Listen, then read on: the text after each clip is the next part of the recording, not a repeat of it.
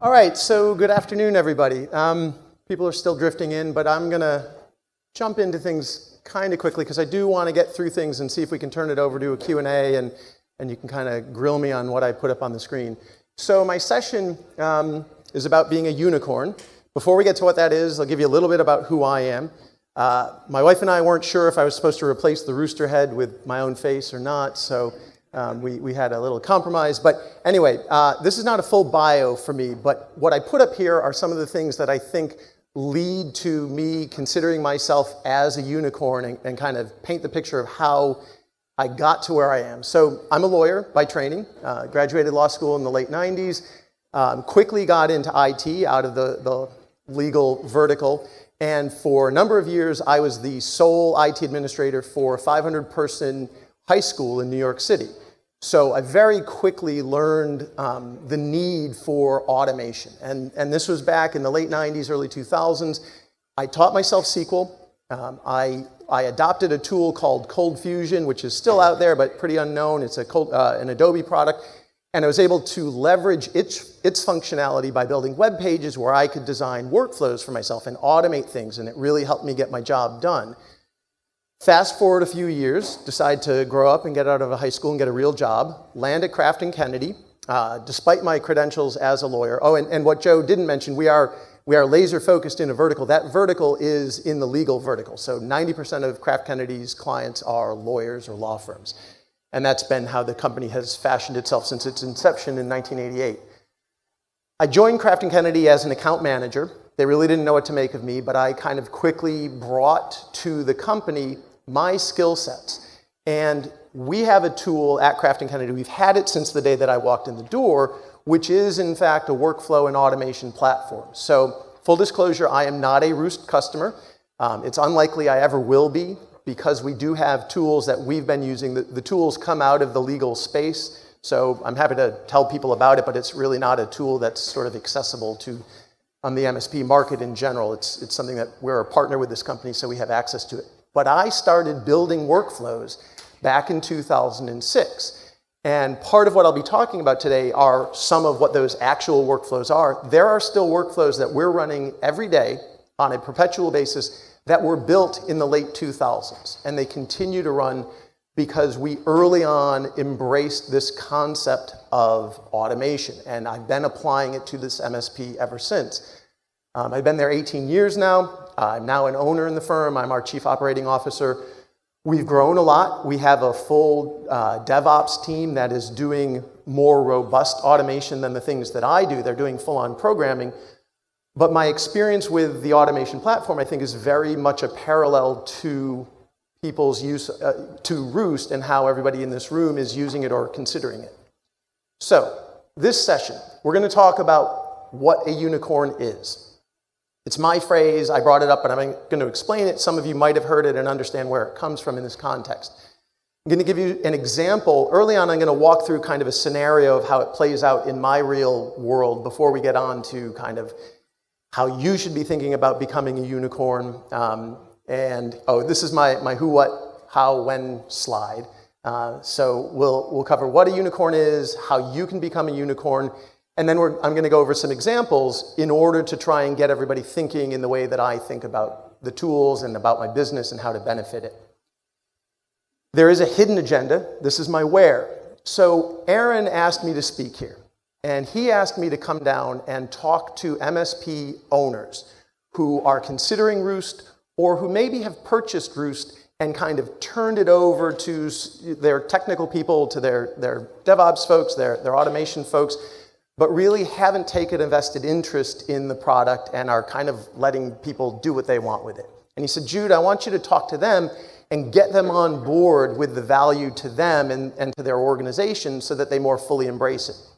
So I've positioned this presentation along those lines, but the important thing is when I start to talk about what a unicorn is, which is a kind of a merging of multiple different roles and different hats into one person or into a small group, anybody can become a unicorn.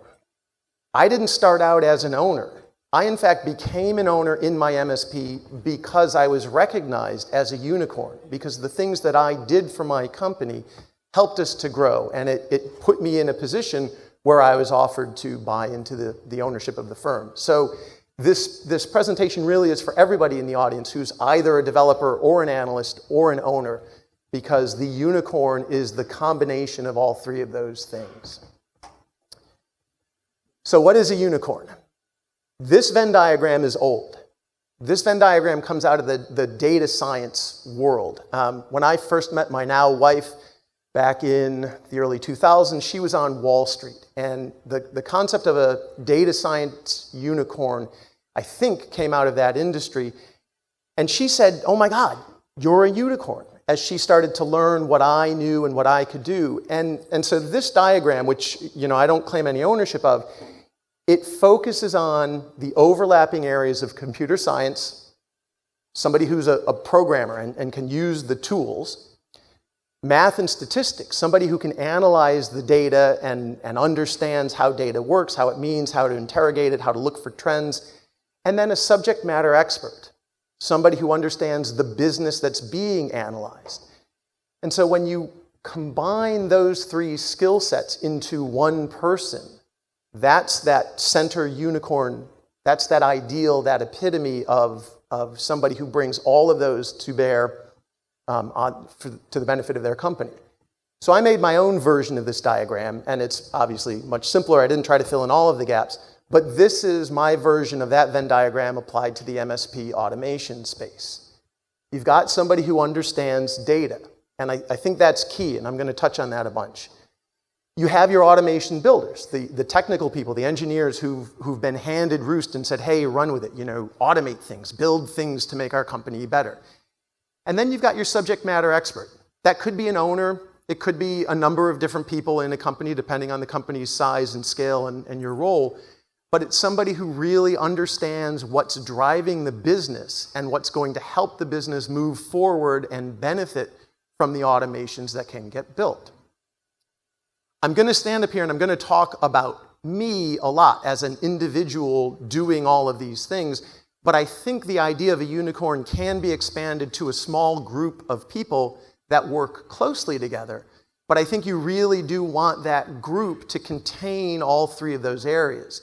Because the scenario that Aaron was describing to me, where an owner has made an investment decision and purchased Roost, but isn't really focusing on how it can benefit the business, I think that's a recipe for, if not disaster, it's just a waste, because the people might be building fun, cool little automations that might be helping them in certain ways, but it's not necessarily going to fundamentally impact your business. I share a lot of the same sentiment that Carl Bickmore, who spoke this morning, and for those of you who are in his session and what he's built. I've known Carl for many, many years and used to talk to him a lot about automation before there was a Roost and as he got on board with Roost. And I think he's one of those owners who really did grasp how the tools and the benefits of automation could transform his business, which he not only did, but then turned it into a business in and of itself. So my quick example to get started, and show of hands, so we use ConnectWise. What I'm going to talk about obviously is not limited to people using ConnectWise as their PSA, but I'm just curious, show of hands, how many people use ConnectWise in their business? Okay, a good portion of the business, or the audience. So this is a real example. This actually came up about 2 or 3 weeks ago, after I had already started building my deck for this conference. And I'm going to walk through what happened, because I think it kind of speaks to the benefit of being a unicorn and how having that capability to see across multiple facets of the business can become very beneficial. So we use ConnectWise for commissions. Not everybody does. We made a decision 2 years ago. It's not the best tool, but we do it. The way commissions work in ConnectWise is that sales commissions get tied back to opportunities. Okay, that works well enough. You have an opportunity, you invoice against that a project or an agreement that's tied to that opportunity, and then that calculates the commissions, and then you can pay your salespeople and keep them happy. Well, we discovered a bug that when you change the company on a ticket in ConnectWise, it forces you to change things like the agreement. It won't let you retain certain things from the previous company, but it does not force you to change the opportunity. It lets you change the company, but leave the service ticket will still be associated with the original opportunity, which could very well be for another company. We reported that as a bug to ConnectWise. They've already acknowledged it. They're going to hopefully fix it at some point. But I recognized that this could be a problem because it could potentially mean that an invoice associated with that ticket is not being tied to the opportunity that the right salesperson is associated with and lead to a problem with our commissions. So I built a very simple rudimentary automation to look for that. It's just a query and it's a report. And when it happens, it fires off an email to myself and a couple of people. We saw it, we fixed the ones where it was happening, but we wanted to understand when it might happen again. So we put that automation into place and it was working fine. And one day it fired. And I wanted to understand what had happened. So I got the email. It was an email that told me the ticket. It showed me the two companies that were associated, the original with the opportunity and the one on the ticket. And I looked into it and I saw it. I saw on the audit trail who made the change, and I spoke to them. It was my dispatcher. And I said, what happened? And what he explained to me was that he had actually parent-childed two tickets together that were associated with different companies. So it's not that he had changed the company that one ticket was on. It was that he had parent-childed two tickets from different companies, and that caused this workflow that I had built to fire. I said, well, okay, that's interesting. Why would we ever have a situation where we've got parent and child tickets from different companies? So now that set me down a new path. I ran a few queries. I interrogated our whole database. I found 20,000 tickets in our system where that was the case, where there was a child ticket associated with one company and the parent ticket that it was associated with was a different company. So now I start analyzing that data. I start looking at it. Well, I quickly found out that about 90% of those were probably okay. The catch-all company had a lot of those situations, and it doesn't really matter. If the parent ticket is associated with the client and there are child tickets that are associated with the catch-all, doesn't really matter. There are a lot of them where there were vendor tickets. So we might have associated and aggregated a bunch of client tickets up to one vendor because it wasn't going to be billable, or it might have been vendor tickets associated with a parent ticket that was for a client, and that was fine too. But 10% of those tickets, 2,000 tickets in my system, were clients. Both the child and the parent were clients. And there's no scenario that I can conceive of, and I spoke to other people in the firm to validate it, but there's no scenario that we could come up with where that made sense. So that, to me, was a big problem. We interrogated it, we corrected it on the tickets that were still open and out there, and we now built an automation around that, because that, to me, is a far more concerning situation. What has happened, just so people get the background on it, a lot of times we get alerts from one vendor, and they're for a bunch of different clients, and a tech is just kind of going too quickly and sees all of the subjects the same and gathers them and bundles them under, thinking it's just for one company. And that's wrong. And that means the tickets for the children companies don't get looked at, because the way we do things, we close child tickets, and so it created a problem for us. So we built an automation to fix it. That example in and of itself shouldn't be all that relevant to hopefully many people. Hopefully those issues aren't issues in your systems. They might be. If they are, great, go look for them. But it's the fact that I was able to do each of those steps and recognize the impact and considered the data and was able to very quickly react, quickly once we learned about the issue, react to it and solve the problem and put in place workflows and automations to alert on and or correct those situations when they occur again. So the reason I think that's valuable to have that kind of knowledge in one person or in a small group is it means you get to move very, very quickly. Because as I try to think about how that would have unfolded if I had had to enlist a data person to do the analysis of the 20,000 tickets and somebody else to build the workflows and then to bring all of that information back to me while I was off doing other things to decide whether it was relevant or not, whether we cared, it would have taken weeks of time. And we were able to jump on top of this issue very quickly and address it. So that to me is sort of at the heart of what being a unicorn is all about and why it's useful. Why do you want to be a unicorn? Well, I think, not saying this disparagingly at all, but I think engineers, and I shouldn't just say engineers, I think most of the people in a company tend to be terrible when it comes to thinking about what should be automated or what could be automated. Going back to when I worked at the high school, Going back to when I first started at Kraft & Kennedy, I've spent hours sitting down with people saying, hey, what do you do that's repetitive? What could we automate for you? And people are terrible at that. They don't answer that question well. It's kind of like pulling teeth. The best way that I've found to help people is to actually sit and watch them do what they do. Literally, like day after day, kind of get involved and see the things that they do that are repetitive. Because a lot of people have a hard time articulating or even recognizing that the task that they've been given to do is a repetitive one or is one that could be automated somehow. I do believe that the ability to harness different data sources to understand how the various pieces of your company's business tie together and to be able to sort of transcend an individual role within your company allows you to surface and raise those opportunities to build workflows that will benefit you and your whole company and every team and individual or group within the company.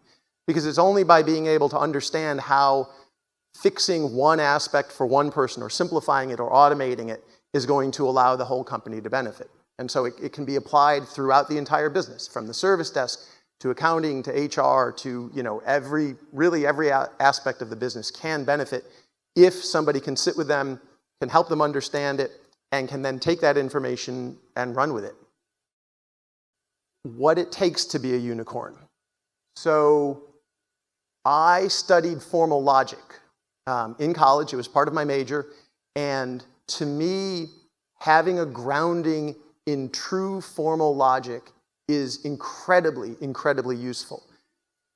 My little cartoon up here, if you're looking at the cartoon and laughing and think it's funny and don't spot the logical fallacy in that, then you should go out and study formal logic too.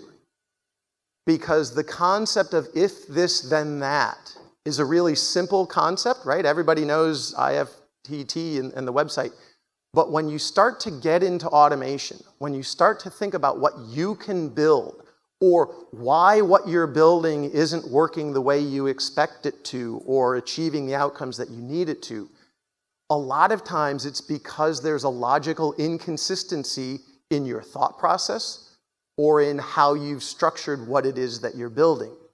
And so I really do recommend that people who want to get further into this world, if you don't have a background in logic, pick up a book, go to the library. I don't have any recommendations, I didn't research any, but there are lots of very approachable books that really teach you the basics of true formal logic. It's not overwhelming. This isn't, this isn't heavy duty stuff, but it really can help you correct slight flaws in logic.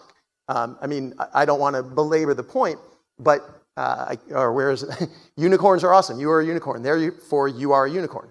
That's a logical fallacy. And again, if you don't get that, like if you don't understand why if this doesn't lead to that in that example, then you would benefit, I believe, from going out and studying logic.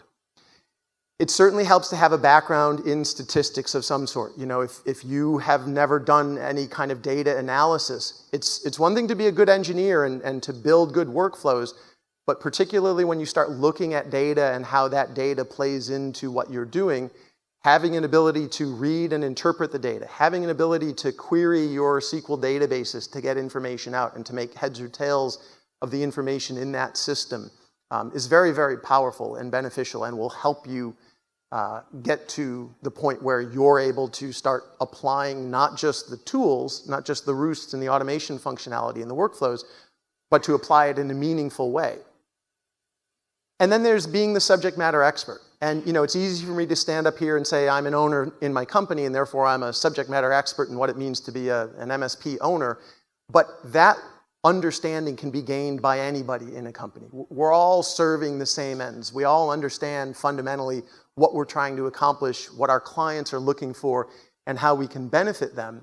And so the more you start to apply your knowledge of what you're doing, what your clients are asking for, what your company is struggling to do efficiently, and build functionality or just come up with ideas to talk about that will solve problems or make you more efficient, is in the long run, it's going to help you on that journey to becoming a unicorn. And for the owners, again, I think it positions you to help your team develop much more useful and impactful automations. And if you're not an owner, I really do think it can put you on the path to becoming one, because it's the people who gain that understanding, who really have a vision for what the business is supposed to be and how it's going to grow with these tools at our disposal. They're the ones who will rise through the ranks. So I'm going to move forward and I'm going to list a bunch of examples. These just come from my tool. You're welcome to look at them. By the time I get to Q&A, if you see any of these and you want a little bit more elaboration on them, please feel free to jot them down and I can talk about them. But I'm going to dive into the 3 red ones just because they're interesting to me, and I think they kind of help paint the picture for different types of automations that can be built, that if you can conceive of them, can have a profoundly impactful outcome for your business. So password access monitoring. I met Andrew back when Aaron was at Roost, back when Andrew was putting together the Cybersecurity Council. That's where I know Carl from those days. And early on, one of the people in the room was Chris Lohr, who many of you may have heard of. Chris used to scare the shit out of us, telling us about all of the scenarios that he dealt with MSPs who had gotten burned and hacked. And one of the roundtables that he did with us talked about somebody who was on vacation and that person's account didn't have MFA turned on, and the bad guys got into that person's account and they started downloading all the passwords overnight or over the weekend, and by the morning, all the clients had been locked out and it was a huge disaster. So we said, well, shit, that's terrible. We don't want that to ever happen to us. How can we prevent it? So, all the obvious things, turn on MFA for everybody. But one of the things that we also recognized in that is it's not just the person who's on vacation. I immediately said, what about the bad actor? Because someday the hacker is going to offer somebody who works for me a whole lot more money than I can pay them, and they're going to say, hey, sure, here's the keys to the kingdoms. And they're going to move to, the Bahamas, and I'll never see them again, and my clients get locked up because they turned over the keys to the kingdom. So we built an automation that monitors our password store. We use Secret Server by Thycotic, and every minute, we run an automation routine that looks at all of the passwords that have been accessed in the last minute, and it keeps I don't want to say it keeps a running tally, but we've essentially designed a set of thresholds depending on whether the person is on duty or off, whether it's a holiday, whether they're on vacation or not, how close to their shift beginning or ending it might be, and it looks at how many passwords they've accessed in the last minute, or it might be 10 minutes, and we built in these thresholds. And if somebody crosses a threshold, they get locked out of Secret Server right then and there. Is it foolproof? Obviously not. I'm sure everybody in this room can think of immediate ways that they could overcome that if their intent was to sell out to the hackers and hand over a bunch of passwords. But it has been a huge benefit to us just in terms of how we think about security, how we protect our assets, how we make sure people are not looking at things that they probably shouldn't be looking at. So that was a really useful one, and it was driven by a business need. And we said, this is a hole in how we do things, or it's at least a potential gap in what we're aware of and can monitor. So we built a workflow to monitor it and to put in some automation around taking proactive lockdown steps when certain triggers certain thresholds get crossed. Vacation accrual carryover. So we use ConnectWise for our time tracking and for vacations, and we have an accrual process at the end of the year, and there's carryover, but it's limited, so it's not indefinite. The process at the end of the year every year was a very cumbersome one. It took our whole HR team a couple of days to sort out all of the accruals and who had what carrying over, and then updating those records in ConnectWise and making sure everybody had the right balance going into the year. I have an automation now. It runs at 11 p.m. on December 31st every year. It has run for the last 10 years, and it runs flawlessly. And it simply looks at all of the people's remaining vacation time. It applies, our HR policies about what you can carry over, and it immediately updates everybody's, accrual so that as of 12 a.m. on January 1st, they now have their correct balance. So super simple. It took a while to figure out that it would be beneficial, something that happens once a year. But once we recognized that it was a waste of effort that could be absolutely accomplished instantaneously through automation, that process has never had to be Never had to be done manually ever again. Chat roulette. Yes, I named it chat roulette. I do understand the implications. I thought it was funny. Chat roulette actually came out before COVID, although it served us really, really well during COVID. So chat roulette is a very simple routine. As we started to get bigger as a company, and myself and my other owners stopped knowing everybody in the company, which was a really weird experience, going from knowing everybody and having met them and shaken their hands and spent time with them to having people across the country and not meeting them. So I built a routine that runs every single Monday morning. And it pulls up everybody in the company, and it runs a couple of algorithms to see who's been paired up recently in chat roulette. It kind of keeps a log of it. And then it randomly matches two people together, and it pulls up Microsoft calendars using Graph, and it finds a 15-minute slot on their calendars at some point during the week, and it schedules a calendar. It schedules a call for them. And we insert some bubbly text into the calendar appointment. It pulls in their bio information. It says, Jude, meet Joe, Joe, meet Jude, when they started and information about them. But it's not really intended at that level. It's more just to remind people that they've got coworkers that they should talk to about things that have nothing to do with work. And it has been great. People use it all the time. Not everybody does it, but most people have those meetings. And it really is a way that we've all gotten to know one another. And during COVID, it was particularly powerful as we were all separated, and it was, I think I tweaked it during COVID to I forget, like I think we have rules about how if you're in the same office, you don't get paired up, because back when we were all in the offices, it didn't make sense to have a chat roulette meeting with somebody who sits right next to you. So we had kind of filtered it out that way, but then we got rid of those, and it allowed us to keep in touch. So that's been a really fun and just kind of simple way of keeping in touch. Next slide, a few more examples on here. Again, take note of anything, and I'll just highlight a few here. Rolling blackout. Actually, I'm going to save that one because that's my favorite. Agreement renewals with rates of inflation price increases. So the way we do our MSP agreements, we are auto-renewing month to month. We do not have contracts. It was a decision that our company made. Our clients can quit us at any time. If they don't want us, we don't want to force them, under the terms of a contract. So our contracts are perpetual. And what we've built into the contracts is an annual price increase. So they know that on January 1st, their price is going to go up by the rate of inflation. To manage that in ConnectWise, we use agreements and we use additions. And the additions on our agreements all have an expiration date of December 31st. Because we also have some other contracts that have expiration dates throughout the middle of the year. But so essentially, on December 31st, all of those additions expire. And when we first started doing this, it was a hugely labor-intensive process to go to every agreement and recreate every addition with the updated prices and the quantities and picking it from the product catalog. It was incredibly time-consuming. It took me the better part of December to get through that process each year. Now it's done automatically. We built out the workflow that it pulls up the rate of inflation, and we've figured out how we do this with our clients. We lock it in on the first of the month so that it's clear, it's not arbitrary. But the workflow scrapes whatever federal site publishes the rate of inflation. It scrapes it from there, and then it cycles through. It actually runs on, I think, the first of every month. It cycles through every agreement in our system. It finds every addition that is expiring that month, and it recreates it. And it applies the increase based on the rate of inflation. And so, again, what was a weeks-long manually intensive process is now 100% automated. We get an email on the first of the month after it runs so that we can see it. There are always, some one-off products that maybe weren't supposed to be renewed, or maybe, a variety of different situations.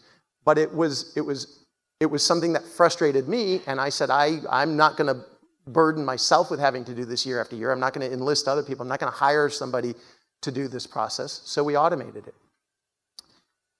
Out of scope work in the last 24 hours. This is a really simple one. This is just a pure report. My account managers, so we do unlimited support for our clients, but there is work that they might ask us to do that's out of scope. They pay time and materials.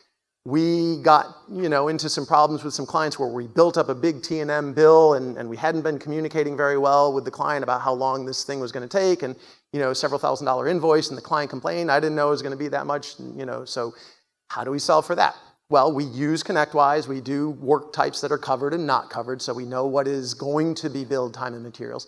And I have a daily email that goes out to my account management team listing all of the uncovered or out of scope work that was entered the day before. That's it. That's all it is. Now I put it in their hands to act on. They can track it. They can decide whether or not they want to talk to the client to give them a heads up, keep them up to speed. But it's just a very simple thing that solves a problem for the MSP and helps us keep our clients happier. And the last one on here, rolling blackout. You guys can have this one for free. So I hate Teams in general. I hate instant messaging. I'm not an instant messaging kind of person. But I hate getting an IM saying, hey, are you free? Because I'm very focused, and my company in general is very heavily Outlook calendar focused. So I get a Teams IM. Are you free? I say, my calendar's up to date. And invariably, the salesperson who just IM'd me and said, hey, are you free? Would go and make a calendar appointment for 5 minutes from now because I didn't happen to be in something, my calendar happened to be open. And I hate that. So I built a routine purely for myself, although I've enabled it for a few other people. Every half an hour, it updates an appointment that is on my calendar called rolling blackout that covers the next 3 hours. So my calendar is perpetually booked for the next 3 hours. And at the end of the day, it recreates it for the next morning at 8:30. So my calendar is up to date. You can book something for 3 hours from now or tomorrow or later on in the week, but you can't have me an hour from now. You can have that one for free. And so that's it. That brings me to the Q&A section. I've got a couple more examples on here. You're welcome to take note of them. Can I get a copy of that rolling blackout? You can. And so what's rolling on the screen right now, this is, I'm an open the kimono kind of person. These are all of the, by name, these are the workflows that I have in the tool these are just the ConnectWise ones. Like we've got a lot of other ones that I didn't pull into this, but these are all on these sheets of paper.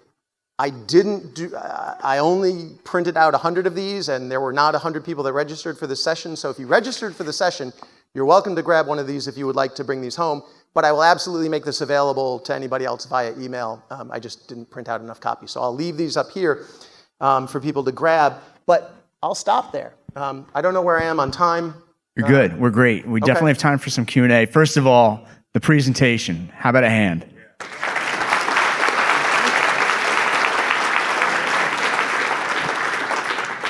I think we have about 10 minutes, give or take. Do you have questions in the audience? I'll kick it off to break the ice. Have you ever written an automation that ran out of control and blew up things?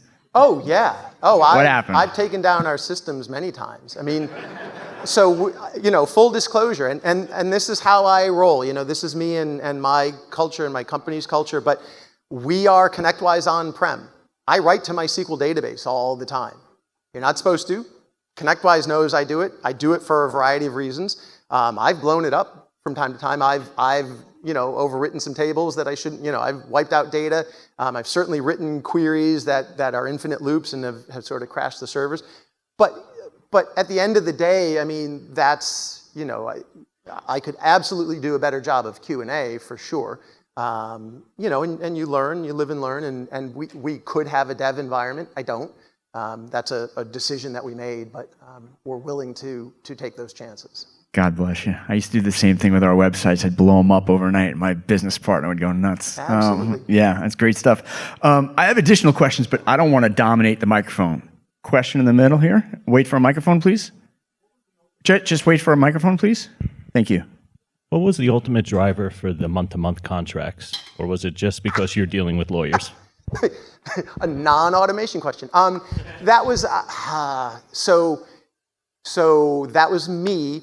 It was because we hated the annual contract cycle. Our clients didn't want to sit at the table So when it was annual, we had to keep track of it. We had to pull the salesperson back into the engagement. I try to keep my salespeople out of the relationship once they've signed the client.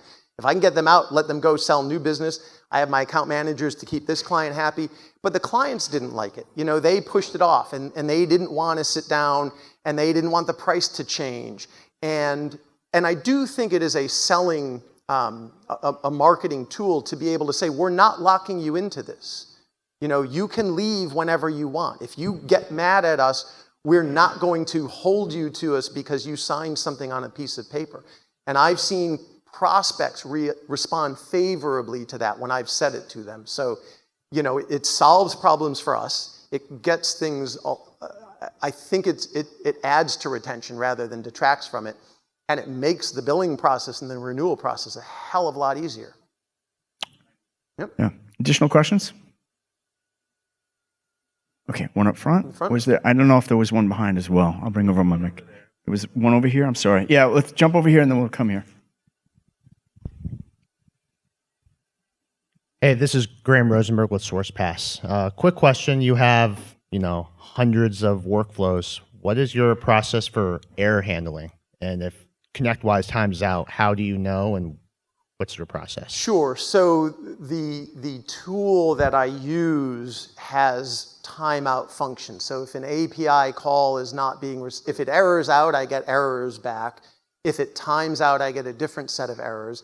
I do, depending on what we're talking about, I've built a lot of my own error checking depending on the routine and what it's doing.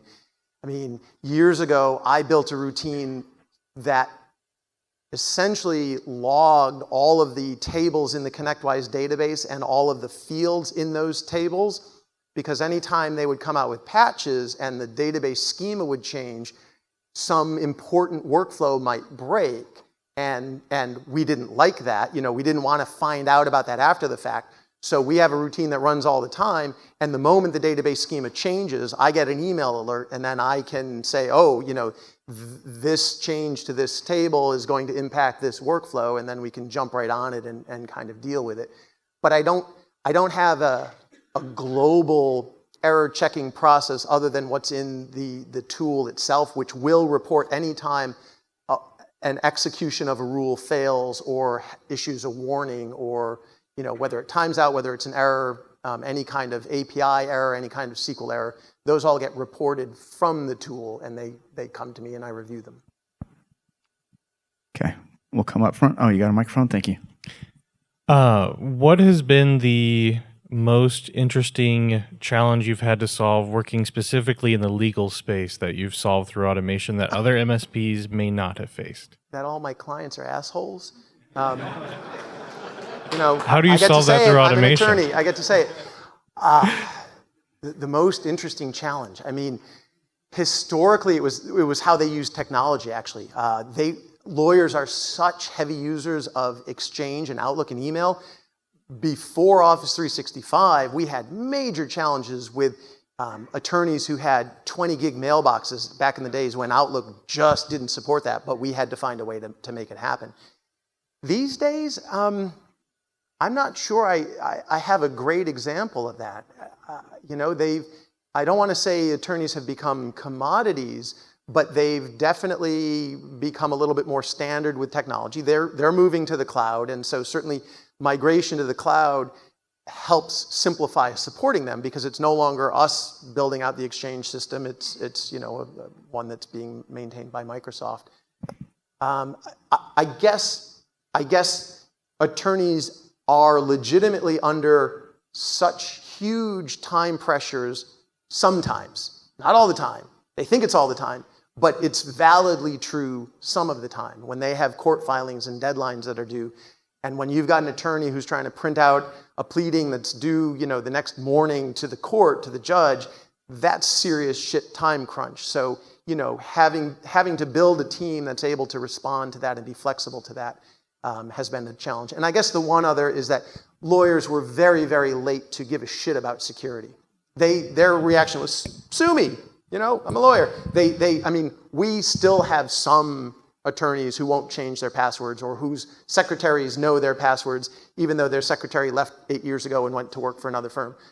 So security is really an afterthought, or was for many years. They're getting better, but there are still some that are reluctant. Okay. Just a quick time check. We probably have time for one, maybe two more questions. We have one up front. I don't know if we'll have time for anything past that. We'll stay tuned. Hang on, we're getting you a mic right now. And thank you. Great questions, folks. How much of your work in ConnectWise, like in your workflows, is done via like the ConnectWise workflow versus the REST API? I don't use the ConnectWise workflow at all. I think we use it for 4 things. It was just way too limited. So originally, before the ConnectWise API matured, I was doing it all with the same tool, but doing it directly in SQL. We were just editing tables, updating tables. I was foundational in helping ConnectWise develop the APIs. I was part of the advisory council, the original advisory council, and one of the big focuses that I pushed on them were the APIs. So the platform team and the work that they've done has been, it's not perfect, but it's so much better than it was originally. So I've now migrated probably close to 98% of what I do to using the APIs, and I use SQL only when the APIs don't support it. I do all my querying against SQL because querying directly against SQL, whether you're on-prem or whether you are in the cloud and use their reporting server, is, in my opinion, infinitely more powerful and flexible than using the API for doing GET queries, because the results are too limited and too hard to filter and too slow. But everything else, all of the updates, all of the deleting, all of the posting and patching, we do all of that through the APIs now.